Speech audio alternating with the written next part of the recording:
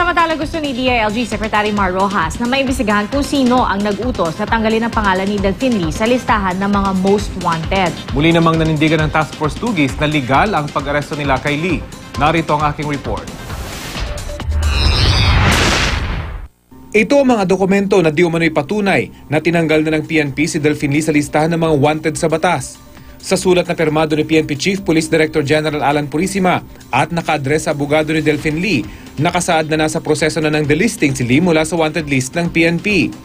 Ayon sa sulat, ang Secretary ng Department of Interior and Local Government o DILG ang may pinal na desisyon tungkol sa delisting. Bagay na nilinaw ngayon ng tagapagsalita ng PNP. Ang usapin tungkol sa delisting, hindi raw nakarating sa opisina ng kalihim ng DILG dahil wala naman umanong kinalaman dito ang kalihim. The Secretary of the DILG has no role in the actual process of delisting persons from the most wanted list and the CIDG warrant of arrest information system.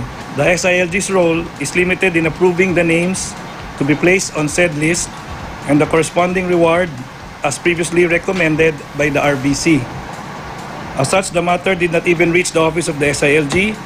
The request remained at the PNP level for further processing, and the DILG never issued any order delisting Delfin Lee. Ito rin ang pahayag ni DILG Secretary Mar Rojas.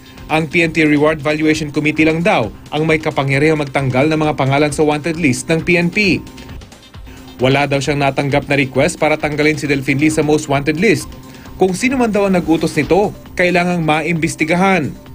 Kaya naman ang Task Force Tugis nanindigang legal ang kanilang ginawang pag-aresto kay Lee. It doesn't matter sa amin. Ang importante sa amin, buhay yung warrant. So whether he was delisted sa 5 most wanted o whatever na list yan, ang importante sa akin, buhay pa yung warrant niya. So kaya malakas ang loob ko na i-implement yung warrant. Una nang sinabi ng hepe ng Task Force Tugis na nakahanda siya sakaling sampahan siya ng kaso dahil sa pag-aresto kay Delfin Lee. Tuloy raw ang kanilang trabaho para mahanap ang 4 na iba pa sa tinaguriang Big 5 high-profile na most wanted ng PNP. Ang team na nakahanap kay Lee, ikakalat na sa 4 na team na naghahanap sa magkapatid na Joel at Mario Reyes, General Jubito Palparan at Congressman Ruben Ecleo. Yung mga bata ko, they earn this bragging rights. Well, ganun. So medyo high moral yung mga bata.